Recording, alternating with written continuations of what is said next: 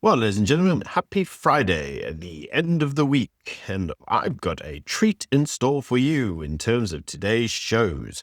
So let's get on to the first news story. But before I do, can I yet again remind you, if you haven't already, subscribe to the channel. So what are we talking about? Well, this is actually a news story that, to be frank, I can't really comment on, and you're about to see why. This is a judge who faced backlashes from the Good Party and their legal experts. I mean, I didn't really even know they were a thing. But apparently, they sought to criticize this judge because his remarks undermined judicial integrity and inflamed racial tensions. I should highlight that the individual is black and made a comment around a fellow advocate. And this is a story that an advocate had asked to be recused from attending court that day. The advocate had not followed the correct processes and notified him correctly, having instead written through to the registrar of the court, effectively his assistant. He went to court, the judge that is, to conduct the trial, and was informed that the advocate would not be coming into work on that day because he was running the Comrades Marathon, to which he said the following. Judge Mba, they're juniors to me. Even the JP himself, when I was already admitted, he was serving articles. Some of them, I bought them articles.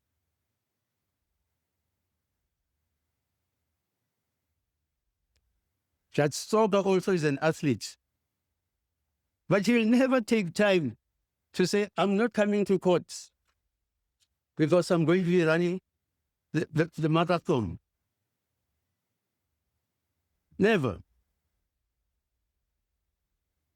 At the West, I know Judge Mbao would make arrangements that he must expand part of his leave during that time so that he doesn't interfere with the timetable of the court. This case, people were talking justice delayed, justice denied, 10 years, no justice, cases just dragging on. The family is distraught. The brothers, the relatives, even they accuse themselves. They've been 2 to 3 years in custody. And here's this stupid judge called Ratamofachi. You allow a person who's representing 2 of the accused here to go and run a marathon. I must go and tell the JP. When the JP asked me, why were you not sitting, or the DJP, why were you not sitting on Monday? No, we're waiting for Advocate Nisi to come drive back to Joburg, to wherever, because he was running a marathon. This is South Africa, run by blacks. Can tell you now, even if you call me an Uncle Tom, I don't think a white advocate can have the gall to ask me that. Never. Now, I can't obviously comment on this entire clip because of logical reasons. If I did, I'd be classed as being, I don't know, racist or something. So you can let me know what you think in the comments section below. Was this judge completely out of line and racist, or was he just saying what he thought? In any case, let's move on to the next news story of today, which actually is a very important news story. And this effectively is the Gauteng crime statistics, which have now come out. Now, these crime statistics, whilst not representative of the entire country, are very important, needless to say, because at the moment, South Africa is having a bit of a powwow with the United States. And because of that powwow with the United States, our crime statistics are, well, actually really important, specifically around farm murders and murders in general. Now, the crime trends mentioned actually cover the period of January to March and are assessed against the same period from last year. So this is how we assess whether crime went up or down. We look at the same crime statistic last year per this year. And so what have we actually found? Well, kidnappings. Yep, kidnappings have increased by 15.8%.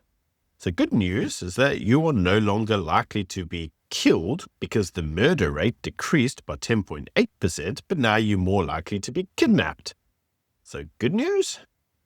And apparently the primary weapon used for murders is, firearms. Now, the main causes of said murders are arguments and road rage, with the common locations being public places and residences. Now, this really doesn't come as a surprise to anybody. However, there were 2 hotspots identified, and they're not what I'd call your typical suburban setting. So in the same period, 11 police officers were murdered, 10 were off duty, and 1 was on duty. Sexual offences decreased by 2%, with 1,356 cases currently in court, and of that, a whole 102 convictions have been secured. Bet you feel really good, because that means you got a less than 10% chance of actually getting convicted to jail time. So overall, what has this actually meant? Well, it's meant that the police are saying that we should have these community police partnerships, which is all the rage now in South Africa. Private-public partnerships, community police partnerships. These are effectively partnerships with the state because the state is inept. And as the actual police chair in this instance says, the intention of these are to win back the trust and confidence of communities. Yeah, I'm doing that because the police are fairly absent and useless. So let's go on to the next news story of today. And this is the news story that the Health Funders Association, the HFA, is launching a constitutional court challenge against the NHI. Now, this actual Funders Association represents 20 medical aid schemes, then 3 administrators, which include Discovery and Momentum. They basically cover 46% of the private healthcare market. So they've said that effectively they do support universal healthcare in principle, but the NHI is not the right path. And their rationality for saying that is it's fiscally impossible, that's operationally unworkable, and a threat to the economic and healthcare system stability. Strips individuals of their rights to choose between their access of where they want to be treated, and Section 33 effectively bans medical aids from covering anything that could be reimbursable via the NHR. Basically meaning you're only subject to whatever the NHR can do. If it's something the NHR will pay for through their mechanisms, you're covered. If you're not, you're screwed. Which is why they suggest that the entire NHR means that you'll basically lack any form of coverage for obvious reasons. And according to them, the entire act would actually require unprecedented tax increases without any actual guaranteed better outcome. And to that, I would say there will be a better outcome for all the cadres that will pillage the hell out of the funds. In terms of better outcomes in terms of healthcare, who thought this was about healthcare? This has nothing to do with healthcare. This has everything to do with centralized control and really getting some nice little pay increases from that fund. And we all know it.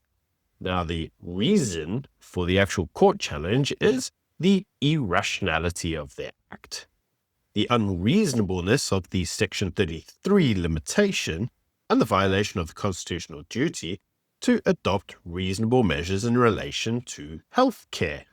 Now, the big issue that they've actually highlighted is the unconstitutional power granted to the health minister, because according to the act, he can basically say whatever he wants. He can say who gets what you're going to get paid. He has full control over the entire healthcare sector, which to a large degree means zero accountability. If you get some caterer in there that wants to loot and pillage, well, there's nothing you can do about it. So we've often heard the criticisms that the entire act will be unworkable fiscally. And what does that actually mean? Well, this court action actually attempts to answer that. And they've said that in order to match the private care levels of cover, the following would be needed. It would need a tax increase of 115%.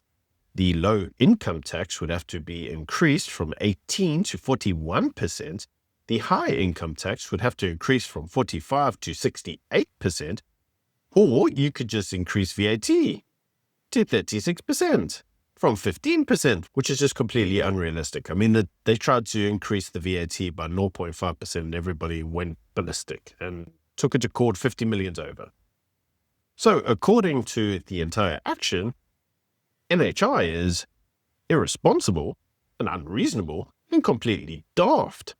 And so to all of us who are watching, we all say, yeah, we knew that. In any case, Godspeed to you, and hopefully you're very successful at what you're attempting to do. And on to the final news article of today.